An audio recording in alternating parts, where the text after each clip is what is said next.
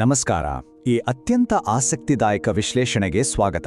ನಾವೆಲ್ಲರೂ ಲೈಫಲ್ಲಿ ಯಾವಾಗ್ಲೂ ಯಶಸ್ಸು, ದುಡ್ಡು, ಪ್ರೀತಿ ಅಂತ ಓಡ್ತಾನೆ ಇರ್ತೀವಿ ಅಲ್ವಾ? ಆದರೂ ಎಷ್ಟೋ ಸಲ ಏನೇ ಮಾಡಿದ್ರೂ ವೈಫಲ್ಯಗಳೇ ಎದುರಾಗತ್ತೆ. ಯಾಕೆ ಹೀಗಾಗತ್ತೆ ಅಂತ ಸ್ವಲ್ಪ ಆಳವಾಗಿ ಯೋಚನೆ ಮಾಡಿದ್ರೆ ಬಹುತೇಕ ಮನುಷ್ಯರು ಕೇವಲ ಸರ್ವೈವಲ್ ಮೋಡ್ ಅಂದ್ರೆ ದಿನನಿತ್ಯದ ಬದುಕುಳಿಯುವ ಹೋರಾಟದಲ್ಲಿಯೇ ಸಿಲುಕೊಂಡಿರ್ತಾರೆ ಅನ್ನೋದು ಅರ್ಥವಾಗುತ್ತೆ. ಹಾಗಾದ್ರೆ ಈ ಸರ್ವೈವಲ್ ಮೋಡ್ನಿಂದ ಆಚೆ ಬರೋದು ಹೇಗೆ? ಇಲ್ಲಿಯೇ ನಾವು ಪ್ರಾಚೀನ ರಹಸ್ಯಗಳ ಕಡೆಗೆ ಗಮನ ಹರಿಸಬೇಕಾಗುತ್ತೆ. ಭಗವಾನ್ ಹನುಮಂತನ ಅಪಾರ ಶಕ್ತಿ ಮತ್ತು ಸಾಮರ್ಥ್ಯದ ಬಗ್ಗೆ ನಾವೆಲ್ಲರೂ ಪುರಾಣಗಳಲ್ಲಿ ಕೇಳಿದ್ದೇವೆ. ಆದರೆ ಆ ಅಗಾಧವಾದ ಶಕ್ತಿಯ ಹಿಂದಿರುವ ಅಸಲಿ ವಿಜ್ಞಾನ ಯಾವುದು? ಇದನ್ನೇ ನಾವು ಈ ವಿಶ್ಲೇಷಣೆಯಲ್ಲಿ ಅರ್ಥ ಮಾಡಿಕೊಳ್ಳಿದ್ದೇವೆ. ಹಾಗಾದ್ರೆ ಹನುಮಂತನ ಶಕ್ತಿಯ ನಿಜವಾದ ಮೂಲವಾದರೂ ಯಾವುದು? ಕೇವಲ ದೈಹಿಕ ಬಲ ಅಥವಾ ಮಾಂಸಖಂಡಗಳ ಬಲವೇ ಅವರ ಈ ಅಗಾಧ ಸಾಮರ್ಥ್ಯಕ್ಕೆ ಕಾರಣ ಅಂತ ಜನಸಾಮಾನ್ಯರು ನಂಬಿದ್ದಾರೆ. ಆದರೆ ಅತ್ಯಂತ ಪ್ರಾಚೀನ ಗ್ರಂಥವಾದ ವಿಜ್ಞಾನ ಭೈರವ ತಂತ್ರವನ್ನ ಅಧ್ಯಯನ ಮಾಡಿದಾಗ ಈ ನಂಬಿಕೆಗೂ ಮೀರಿದ ಒಂದು ಅದ್ಭುತವಾದ ಅತೀಂದ್ರಿಯ ವಾಸ್ತವ ನಮಗೆ ಗೋಚರಿಸುತ್ತೆ. ಖಂಡಿತವಾಗಿಯೂ ಈ ಶಕ್ತಿ ಕೇವಲ ದೈಹಿಕವಾದದ್ದಲ್ಲ, ಬದಲಾಗಿ ಉಸಿರಾಟದ ಮೇಲಿನ ಅಸಾಧಾರಣ ಮತ್ತು ನಿಖರವಾದ ನಿಯಂತ್ರಣದಿಂದ ಹುಟ್ಟಿದ್ದು ಅನ್ನೋದು ಈ ಪ್ರಾಚೀನ ಮೂಲಗಳಿಂದ ನಮಗೆ ಸ್ಪಷ್ಟವಾಗಿ ತಿಳಿದುಬರುತ್ತೆ. ಸರಿ, ಇದರ ಬಗ್ಗೆ ಸ್ವಲ್ಪ ಡೀಪ್ ಆಗಿ ನೋಡೋಣ ಬನ್ನಿ.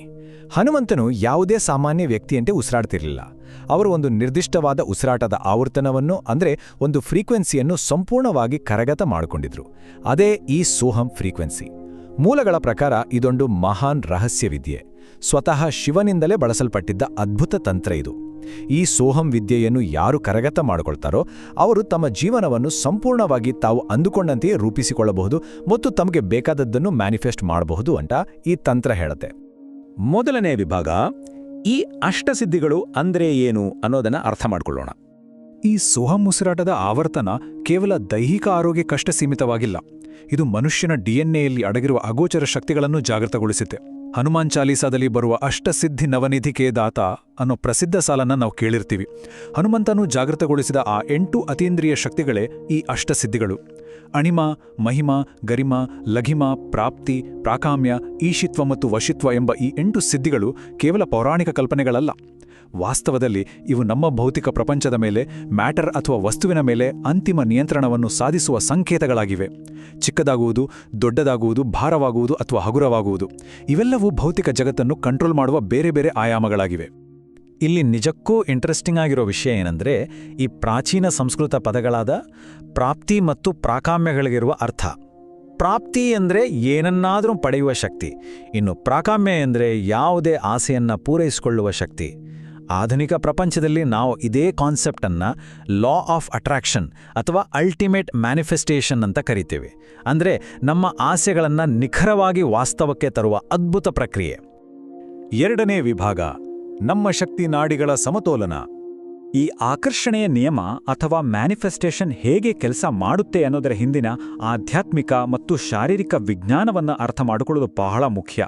ನಮ್ಮ ಉಸಿರಾಟ ಕೇವಲ ಶ್ವಾಸಕೋಶಗಳಿಗೆ ಗಾಳಿಯನ್ನು ತುಂಬುವ ಪ್ರಕ್ರಿಯೆ ಅಲ್ಲ, ಇದು ನಮ್ಮ ದೇಹದೊಳಗಿನ ಸೂಕ್ಷ್ಮ ಶಕ್ತಿಯ ನಾಡಿಗಳನ್ನು ನಿಯಂತ್ರಿಸುವ ರಿಮೋಟ್ ಕಂಟ್ರೋಲ್ ಇದ್ದಾಗೆ. ನಮ್ಮ ದೇಹದಲ್ಲಿನ ದ್ವಂದ್ವ ಶಕ್ತಿಗಳನ್ನು ಗಮನಿಸಿದರೆ ಇಡಾ ನಾಡಿ ಎಡಮೂಗಿನ ಹೊಳ್ಳೆಗೆ ಕನೆಕ್ಟ್ ಆಗಿದೆ. ಇದು ಚಂದ್ರನನ್ನು ಪ್ರತಿನಿಧಿಸುವ ತಂಪಾದ ನಾಡಿ, ಮನಸ್ಸಿನ ಶಾಂತಿಯ ಸಂಕೇತ, ಮತ್ತು ಇದನ್ನ ಸೀತೆಗೆ ಹೋಲಿಸಲಾಗಿದೆ. ಹಾಗೆ ಪಿಂಗಳ ನಾಡಿ ಬಲಮೂಗಿನ ಹೊಳ್ಳೆಗೆ ಕನೆಕ್ಟ್ ಆಗಿದೆ.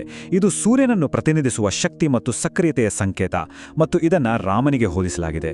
ಈ ಪುರುಷ ಮತ್ತು ಸ್ತ್ರೀ ಶಕ್ತಿಗಳು ಬೆನ್ನುಹುರಿಯ ಮಧ್ಯದಲ್ಲಿರುವ ಸುಷುಮ್ನ ನಾಡಿಯಲ್ಲಿ ಸಂಪೂರ್ಣವಾಗಿ ಬ್ಯಾಲೆನ್ಸ್ ಆಗಿ ಒಂದಾದಾಗ ಮಾತ್ರ ಅತಿ ಉನ್ನತ ಪ್ರಜ್ಞೆ ಎಚ್ಚರಗೊಂಡು ನಿಜವಾದ ಮ್ಯಾನಿಫೆಸ್ಟೇಷನ್ ಸಾಧ್ಯವಾಗುತ್ತೆ. ಮೂರನೇ ವಿಭಾಗ, ಪ್ರಾಯೋಗಿಕವಾದ 3 ಹಂತದ ಉಸಿರಾಟದ ತಂತ್ರ. ಕೇವಲ ಥಿಯರಿ ತಿಳಿದುಕೊಂಡ್ರೆ ಸಾಲು, ಇದನ್ನ ಪ್ರಾಕ್ಟಿಕಲ್ ಆಗಿ ಹೇಗೆ ಅಳವಡಿಸಿಕೊಳ್ಳುವುದು ಅನ್ನೋದು ಮುಖ್ಯ ಅಲ್ವಾ?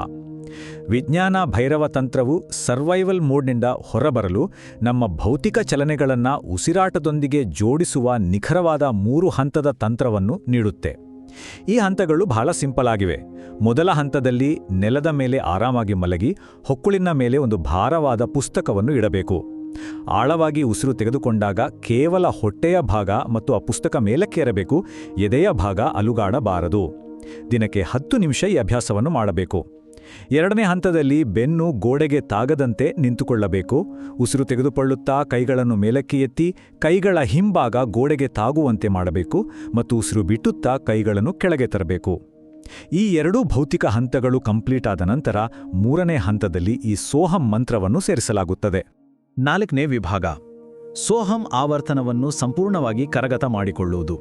ಭೌತಿಕ ದೇಹದ ಹೊಂದಾಣಿಕೆ ನಂತರ ಬರುವ ಈ ಮೂರನೇ ಹಂತವೇ ಅತ್ಯಂತ ನಿಗೂಢ ಹಾಗೂ ಪವರ್ಫುಲ್. ಇದು ಕೇವಲ ಮಂತ್ರವನ್ನು ಬಾಯಲ್ಲಿ ಜಪಿಸುವುದಲ್ಲ, ಆ ಉಸಿರಾಟದ ನೈಸರ್ಗಿಕ ಲಯವನ್ನು ನಮ್ಮದಾಗಿಸಿಕೊಳ್ಳುವುದು. ಈ ಪ್ರಕ್ರಿಯೆ ಬಹಳ ಸೂಕ್ಷ್ಮವಾಗಿದೆ. ಕಣ್ಣು ಮುಚ್ಚಿ ಆಳವಾಗಿ ಉಸಿರು ತೆಗೆದುಕೊಳ್ಳುವಾಗ ಮನಸ್ಸಿನಲ್ಲೇ ನೈಸರ್ಗಿಕವಾಗಿ ಮೂಡುವ ಸೋ ಎಂಬ ಶಬ್ದವನ್ನು ಆಲಿಸಬೇಕು. ಹಾಗೆಯೇ ಉಸಿರು ಹೊರಬಿಡುವಾಗ ಹಂ ಎಂಬ ಶಬ್ದವನ್ನು ಫೀಲ್ ಮಾಡಬೇಕು. ವಾಸ್ತವವಾಗಿ ಪ್ರತಿಯೊಂದು ಉಸಿರಿನೊಂದಿಗೂ ಸೋ ಮತ್ತು ಹಂ ಧ್ವನಿ ತಾನಾಗೇ ಪ್ರತಿಧ್ವನಿಸುತ್ತಿರುತ್ತದೆ.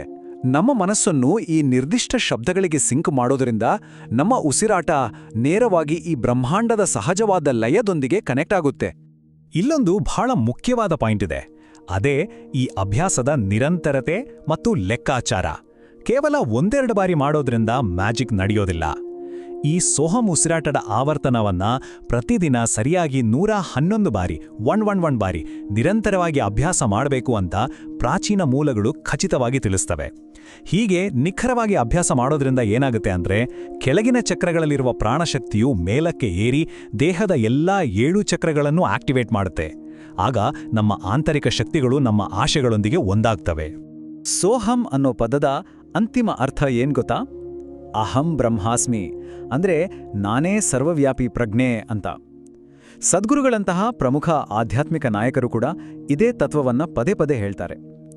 ಮನುಷ್ಯನು ತನ್ನ ಆಂತರಿಕ ಶಕ್ತಿಗಳನ್ನ ಈ ಮಟ್ಟಕ್ಕೆ ಕೊಂಡೊಯ್ದಾಗ ಆತನ ಜೀವನದ 100ಕ್ಕೆ 100ರಷ್ಟು ಘಟನೆಗಳು ಆತನು ಬಯಸದಂತೆಯೇ ನಿಖರವಾಗಿ ನಡೆಯಲು ಪ್ರಾರಂಭಿಸ್ತವೆ ಅನ್ನೋದು ಅಕ್ಷರಶಃ ಸತ್ಯ. ವಿಜ್ಞಾನ ಭೈರವ ತಂತ್ರ ಮತ್ತು ಸೋಹಂ ಆವರ್ತನದ ಈ ಸಂಪೂರ್ಣ ವಿಶ್ಲೇಷಣೆಯು ನಮ್ಮ ಮುಂದಿಡುವ ಅಂತಿಮ ಮತ್ತು ಬಹುಮುಖ್ಯವಾದ ಪ್ರಶ್ನೆ ಇದುವೇ. ಕೇವಲ ಬದುಕುಳಿಯುವ ಅಥವಾ ಆ ಸರ್ವೈವಲ್ ಮೋಡ್ನ ದೈನಂದಿನ ಹೋರಾಟದಿಂದ ಹೊರಬಂದು ಅತ್ಯುನ್ನತ ಪ್ರಜ್ಞೆಯನ್ನು ಜಾಗೃತಗೊಳಿಸಲು ಮನುಕುಲ ಸಿದ್ಧವಿದೆಯಾ? ಉಸಿರಾಟವೆಂಬ ಈ ಅಗೋಚರ ಆದರೆ ಅತಿ ಪ್ರಬಲವಾದ ಶಕ್ತಿಯಲ್ಲಿ ಅಡಗಿರುವ ಬ್ರಹ್ಮಾಂಡದ ರಹಸ್ಯಗಳನ್ನು ಅನ್ವೇಷಿಸಿ ನಮ್ಮಲ್ಲಿ ಮಲಗಿರುವ ಅಪಾರ ಸಾಮರ್ಥ್ಯವನ್ನು ಎಚ್ಚರಿಸುವ ಸಮಯ ಈಗ ಬಂದಿದೆ. ಈ ಅದ್ಭುತವಾದ ವಿಷಯದ ಕುರಿತು ಇನ್ನಷ್ಟು ತಿಳಿದುಕೊಳ್ಳಲು ಇದು ನಿಮಗೆ ಪ್ರೇರಣೆಯಾಗಲಿ ಅಂತ ಆಶಿಸ್ತಾ, ಈ ವಿಶ್ಲೇಷಣೆಯಲ್ಲಿ ನಮ್ಮೊಂದಿಗೆ ಕೈಜೋಡಿಸಿದ್ದಕ್ಕೆ ತುಂಬು ಹೃದಯದ ಧನ್ಯವಾದಗಳು.